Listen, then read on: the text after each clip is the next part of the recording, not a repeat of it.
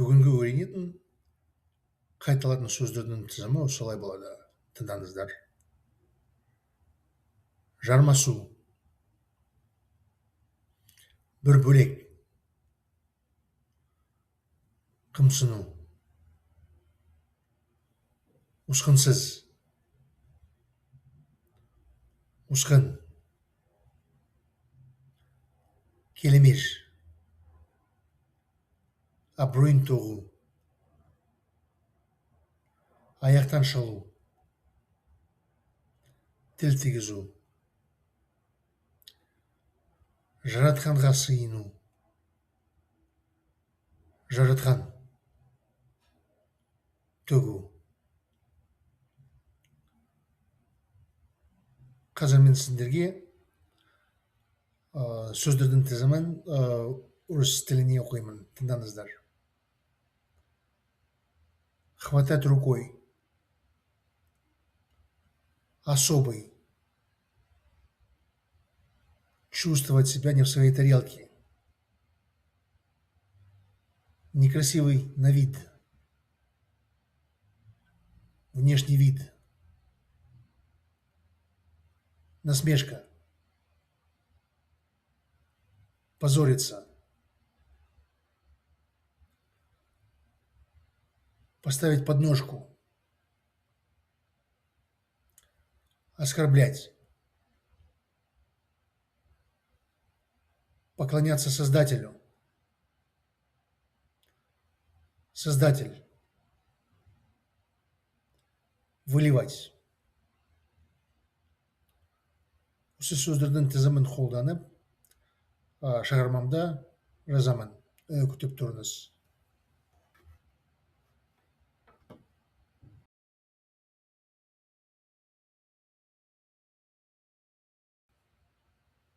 Шығармамды жазып, сіздердің назарыңызға ұсынамын. Тыңдаңыздар. Қара аққу, бөлін қарсы ертегі. Сендер қайдан қара аққу ұшып келді деген сөз тіркесінің келгенін білесіңдер ме? Енді тыңдасыңдар балалар.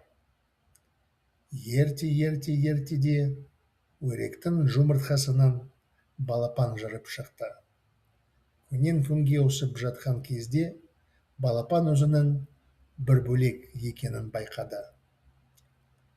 Ай өре ғана, сенің баласы басқа, балапандарына басқаша шықты. Не болды? Білмеймін. Менің ешқандай кінәм жоқ. Енді біз оған ұсқынсыз деген атты қоямыз. Өрек анасы алаңдардың күйіне күйгелектенуді бастады. Өрек әкесімен бірнеше күн сөйлеспеді. Ол көршілер не айтатын әрі өзін абыройын төгу үшін уайымдап кетті. Күннен күнге өскенсіз балапан өскенінде көбірек қымсынатын да сезінді. Басқа үй құстары оны шоқып, аяқтан шалып кетіпті. Атеш оны тіпті тіл тігізді. Ай өскенсіз, сен өрексің бе? Өрекше сөйлей аласың ба? Бұл менің қателігім екен. Келмештерді не ұрып соғуды шыда алмаймын. Басқа жерге қашып кетемін, деді өскенсіз көсініп. Жалжамалы мөлігін алып, өскенсіз басқа жерге қашып кетті. Қараңғы өңгерге қонғаннан кейін ол күн сайын жаратқанға сыйынуды бастады. Бір күні өскенсіз шөлді сезініп, өңгерден шығып, шалшыққа су ішуге соңғы рет барды. Онда ол шалшыққа қарап, өзінің бейнелінді көрді. Оған әдемі қара түсі аққу көріпті. Мәссаған, бұл мен ғой, әдемі мықты қыз екенмін. Онда ұшып кетейін. Қара көтерінде қайтып, бала кездегі жарақаттарымды үшін кектенемін, кек аламын. Не болады көреміз. Есіне сақтаңдар. Ешқашан ешкімді уруспасындар, жармапасындар, тиіспесіндер балалар. Әйтпесе, қара қу келеді. Ертегінің соңы.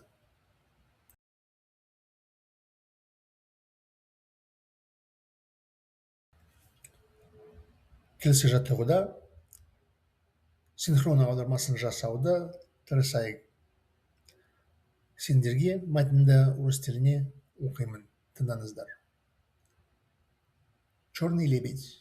Сказка против буллинга. А знаете ли вы, откуда пошло выражение «прилетел черный лебедь»? А теперь слушайте, дети. Давным-давно, в незапамятные времена, из утиного яйца вылупился птенец. С каждым днем подрастая, птенец начал замечать, что он не такой, как все. «Ай, утка-мать, твой птенец получился не таким, как остальные утята. Что случилось?» «Не знаю. Я ни в чем не виновата». «Теперь мы дадим ему имя, гадкий утенок». Утка-мать начала впадать в отчаяние от беспокойства. Она несколько дней не разговаривала с уткой-отцом.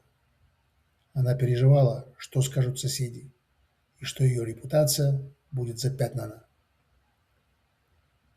С каждым днем птенец, гадкий утенок, по мере того, как он рос, чувствовал себя все более несчастным. Другие домашние птицы клевали его, сбивали с ног. Петух даже оскорбил его. «Эй, гадкий, ты утка, умеешь говорить по-утиному?» «Это моя вина. Я не могу выносить оскорблений и побоев. Я убегу в другое место», — сказал гадкий утенок печально. Собрав свои нехитрые пожитки, гадкий утенок убежал в далекие края. Поселившись в темной пещере, он начал каждый день молиться Создателю. Однажды гадкий утенок почувствовал жажду, вышел из пещеры и в последний раз пошел к луже напиться воды. Там он посмотрел в лужу и увидел свое отражение. Он увидел прекрасную черную птицу, лебедя. «Боже мой, это же я! Я прекрасная, сильная птица! Тогда я улечу отсюда. Я вернусь в облике черного лебедя и жестко отомщу всем за обиды, полученные в детстве. Получат люлей все. Потом посмотрим, что будет». Запомните, никогда ни с кем не деритесь, никого не обижайте, не задирайте никого, дети, а то прилетит черный лебедь, и всем места будет мало. Конец сказки.